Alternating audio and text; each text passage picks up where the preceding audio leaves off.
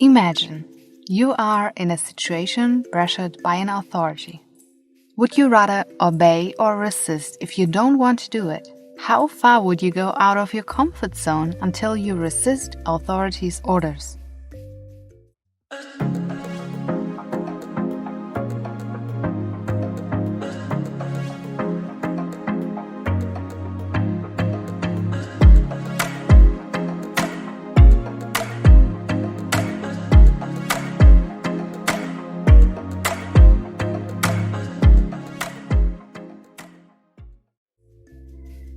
In 1961, Stanley Milgram conducted an experiment aiming to find out how far people would go if an authority tells them to do things they don't want to do.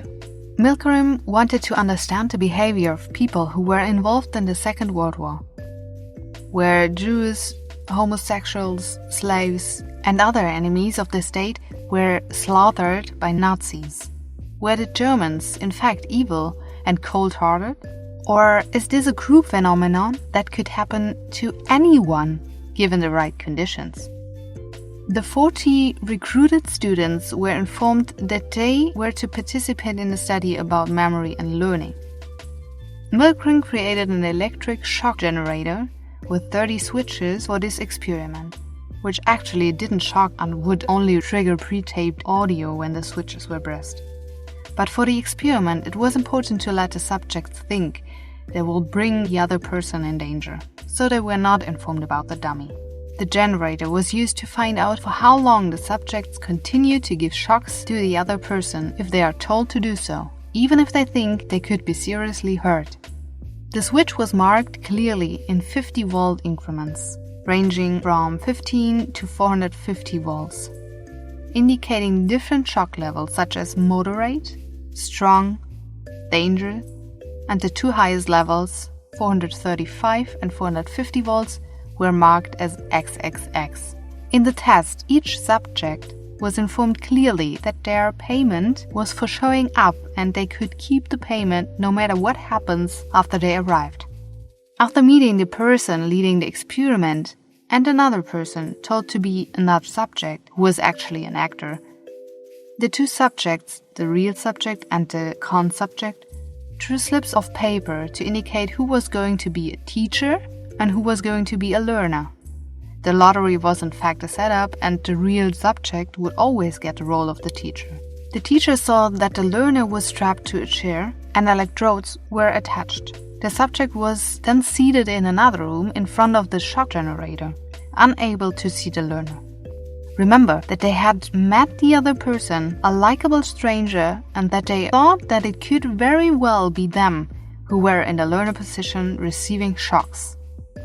The subject was instructed to teach word pairs to the learner. When the learner made a mistake, the subject was instructed to punish the leader by giving him a shock, 15 volts higher for each mistake. Although the teacher could not see the learner in the other room, he could hear his responses to the shocks, as well as to the questions. According to a pre-arranged script, at 75 volts, the learner started to scream. From 150 to 330 volts, he protested with increasing intensity, complaining that his heart was bothering him.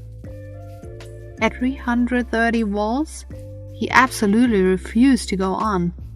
After that, the teacher's questions were met with silence.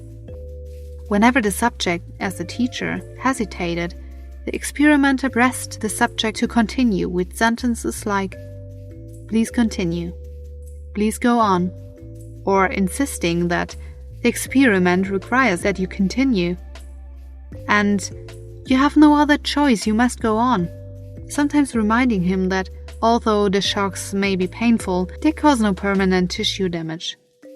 If the subject asked who was responsible if anything would happen to the learner, the experimenter answered, "I am responsible."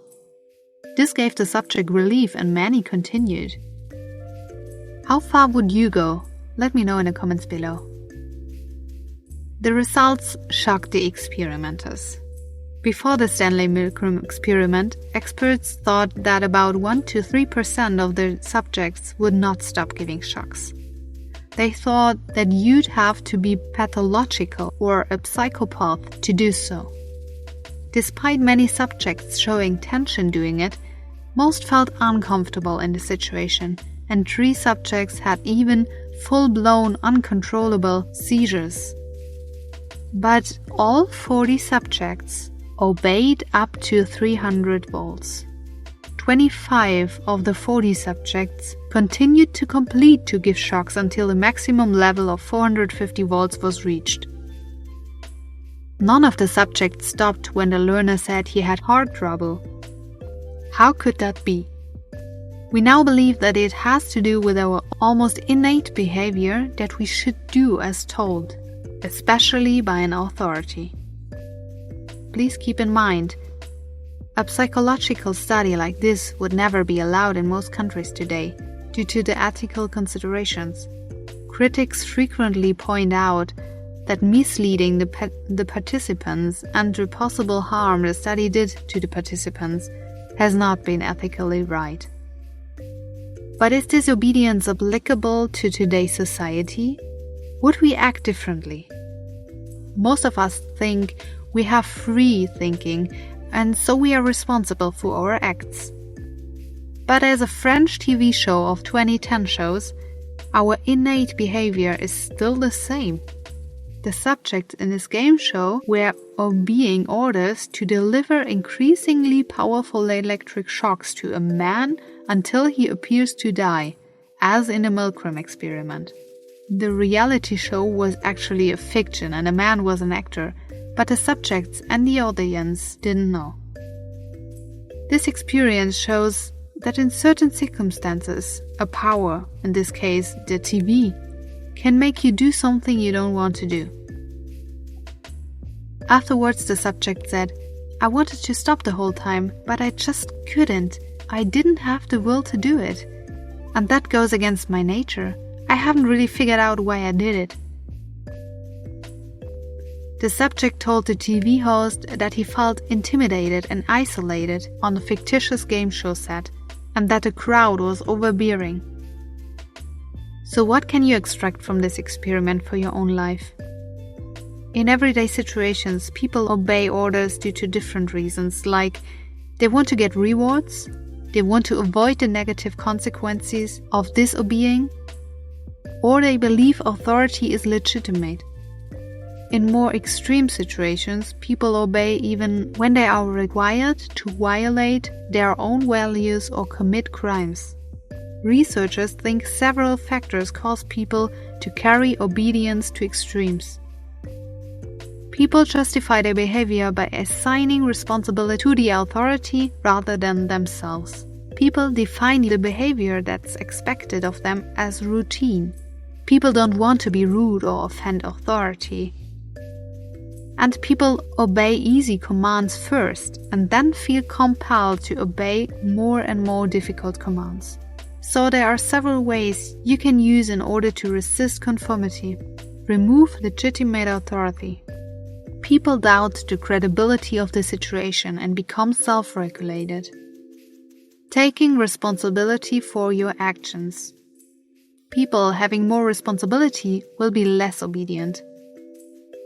Separate yourself from the obedient group, so you can get less involved or treated by the group, and become autonomous. Consider your own actions and avoid to get controlled by someone else. Thanks for watching. Please consider subscribing if you haven't yet, and click the bell to get informed about new videos. And I hope to see you in the next video.